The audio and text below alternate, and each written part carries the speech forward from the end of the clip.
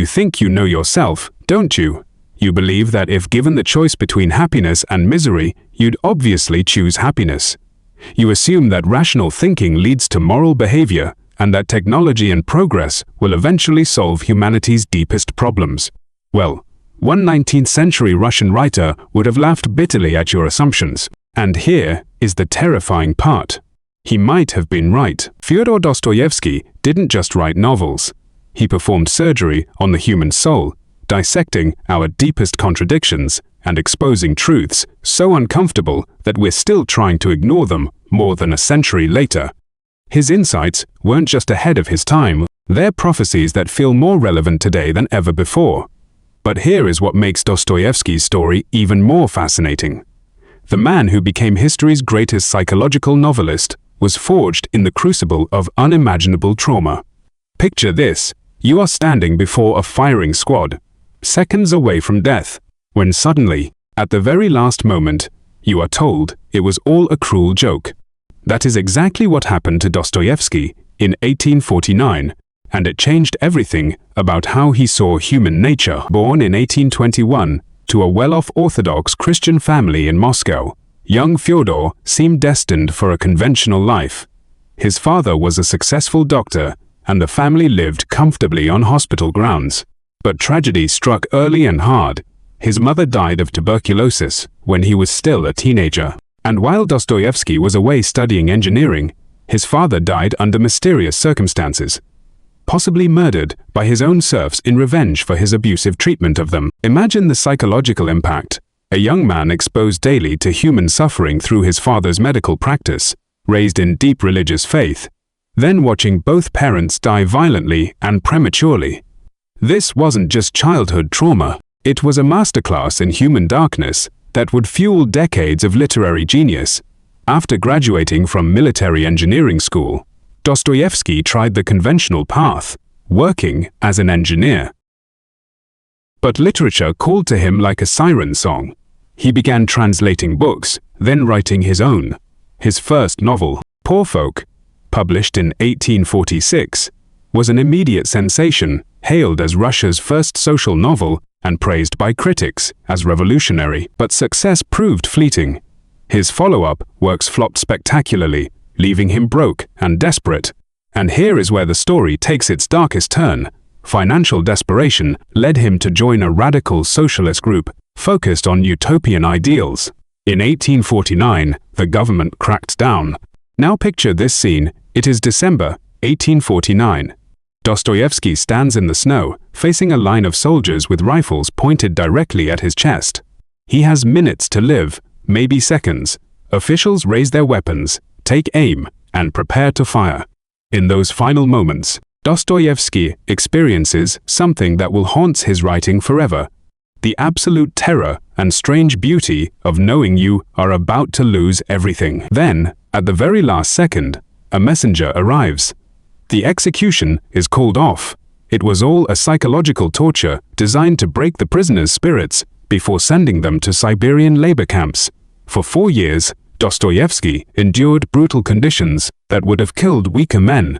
When he finally returned in 1860, he was transformed. The idealistic young socialist had died in that mock execution. What emerged was something far more dangerous: a writer who understood human nature at its most fundamental level. Over the next 20 years, until his death in 1881, Dostoyevsky produced literary masterpieces that still make readers uncomfortable today. Notes from Underground, Crime and Punishment, The Idiot, Demons, and The Brothers Karamazov aren't just novels. They're psychological archaeological digs into the human psyche. But here is his most disturbing insight, one that cuts to the heart of our modern obsessions with self-improvement and technological solutions. Human beings don't actually want to be happy, not really. In Notes from Underground, Dostoyevsky introduces us to one of literature's most unsettling characters, the underground man, a bitter retired civil servant who serves as Dostoyevsky's mouthpiece for attacking everything we think we know about human motivation. Dostoyevsky argues that suffering isn't a bug in human nature, it is a feature. Listen to what he discovered. Man only likes to count his troubles, he doesn't calculate his happiness. Think about that for a moment. How often do you dwell on what is wrong rather than appreciating what is right? How frequently do you find something to complain about? Even when things are going well, Dostoyevsky saw through our self-deceptions with laser precision. He argued that even if we could create a perfect society where everyone had everything they needed, where technology solved every problem, and rational planning eliminated all suffering, human beings would sabotage it. Why? Because we need to feel like agents of our own destiny, not cogs in a perfect machine. Here is how he put it.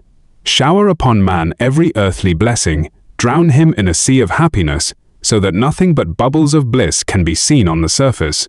Give him economic prosperity, such that he should have nothing else to do but sleep, eat cakes, and busy himself with the continuation of his species. And even then, out of sheer ingratitude, sheer spite, man would play you some nasty trick. Does this sound familiar? In our age of unprecedented prosperity and technological advancement, why are rates of depression, anxiety, and social unrest higher than ever?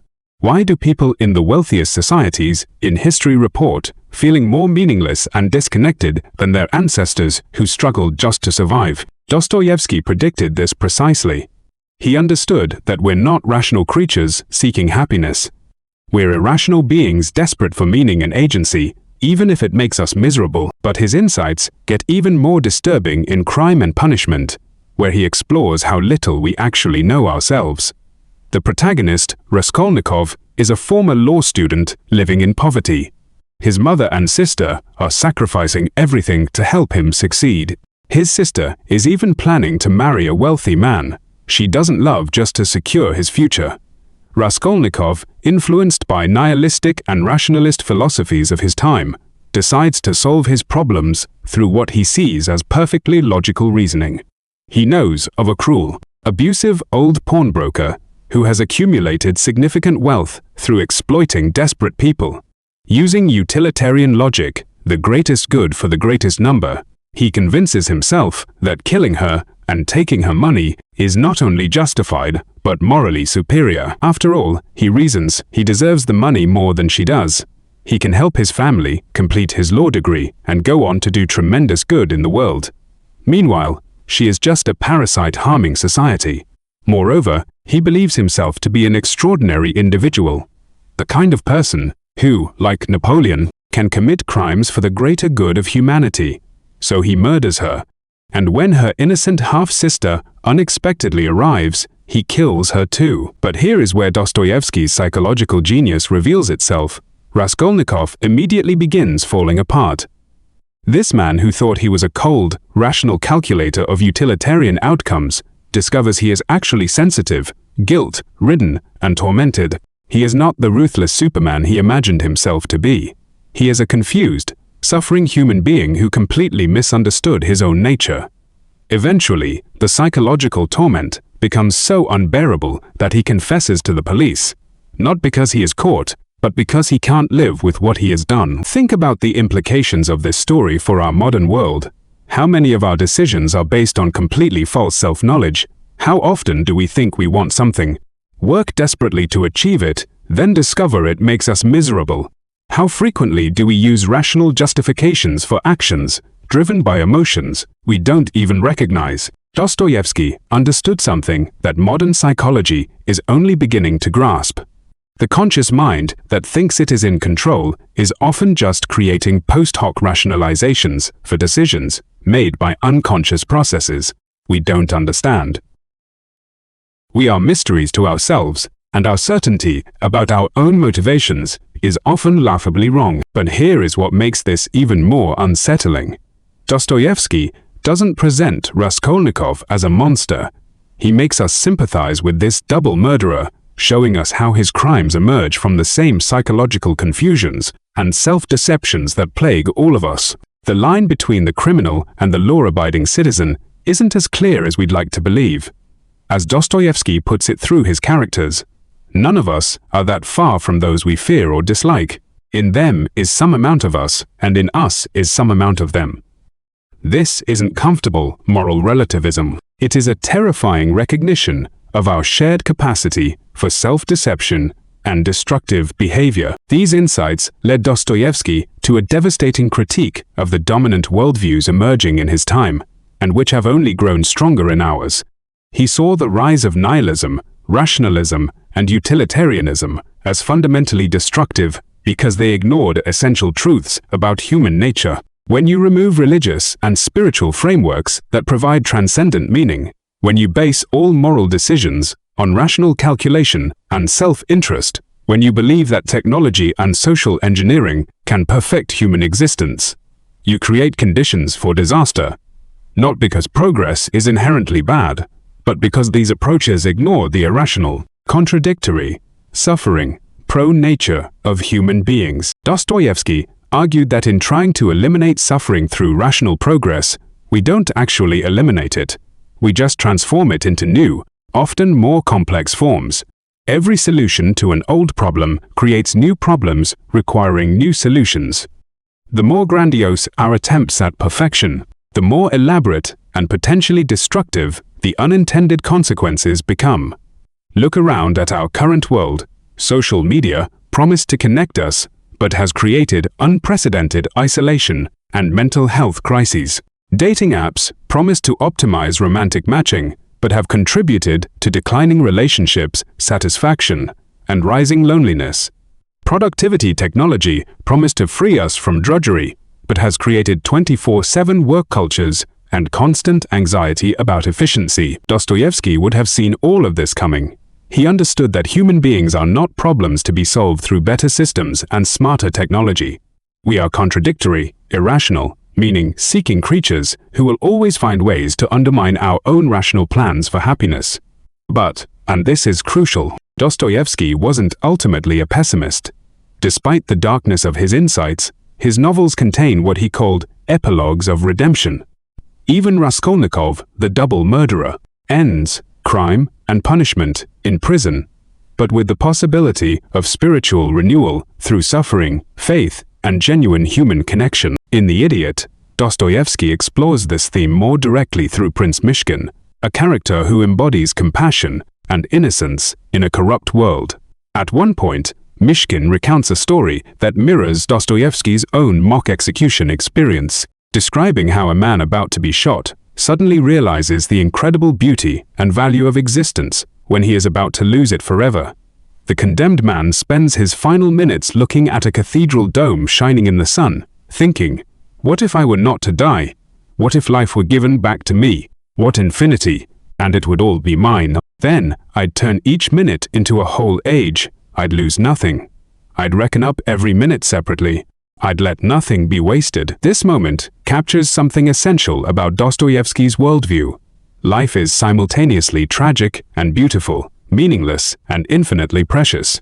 The same proximity to death that fills us with terror also reveals the extraordinary value of conscious existence. Here is what makes Dostoyevsky's insights so vital for our current moment.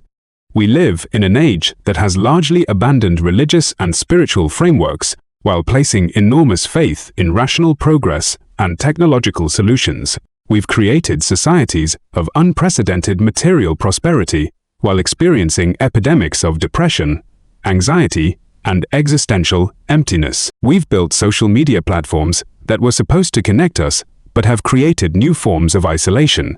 We've developed dating algorithms that were supposed to optimize romantic compatibility but have contributed to declining relationship satisfaction. We've created productivity systems that were supposed to free us from mundane work but have generated 24/7 anxiety cultures. At the same time, we've convinced ourselves that we're rational actors making informed decisions about what will make us happy. We pursue careers, relationships, and lifestyles based on careful analysis of what we think we want, then often discover that achieving these goals leaves us feeling empty or restless. Dostoyevsky predicted all of this with terrifying accuracy. He understood that human beings are not optimization problems to be solved through better information and smarter systems. We are contradictory, irrational, meaning-seeking creatures who will always find ways to sabotage our own rational plans for happiness. But his insights also point toward more realistic approaches to human flourishing.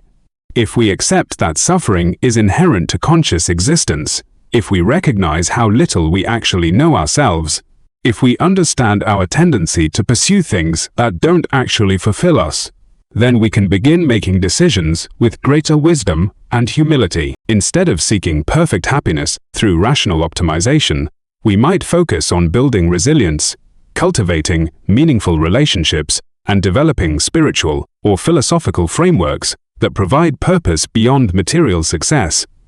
Instead of trying to eliminate all discomfort and uncertainty from our lives, we might learn to find meaning and growth within struggle and limitation. This doesn't mean accepting injustice or abandoning efforts to improve the world. It means approaching these efforts with greater humility about human nature and more realistic expectations about what progress can and cannot achieve. Dostoyevsky's novels remain relevant because they recognize truths about human psychology that we're still trying to ignore. They force us to confront uncomfortable questions about ourselves and our society. They remind us that the greatest dangers often come not from external threats, but from our own self, deceptions, and impossible ideals. Most importantly, they suggest that redemption is possible, not through the elimination of suffering or the perfection of rational systems, but through honest confrontation with our own contradictions, acceptance of our limitations, and commitment to authentic human connection. Despite our flaws, whether you agree with Dostoyevsky's specific religious conclusions or not, his fundamental insights about human nature offer valuable correctives to our contemporary delusions. In an age of increasing technological power and decreasing wisdom about how to use it, his warnings about the consequences of ignoring the irrational, contradictory, meaning-seeking aspects of human nature have never been more relevant. The next time you find yourself frustrated that achieving your goals hasn't made you as happy as you expected, or confused about why you keep pursuing things that you know don't fulfill you, or wondering why technological progress hasn't eliminated human suffering, remember Dostoyevsky's insights. We are not the rational, happiness-seeking creatures we pretend to be. We are something far more complex, contradictory, and ultimately mysterious. And perhaps that recognition, uncomfortable as it might be, is the beginning of a more honest and ultimately more fulfilling approach to human existence.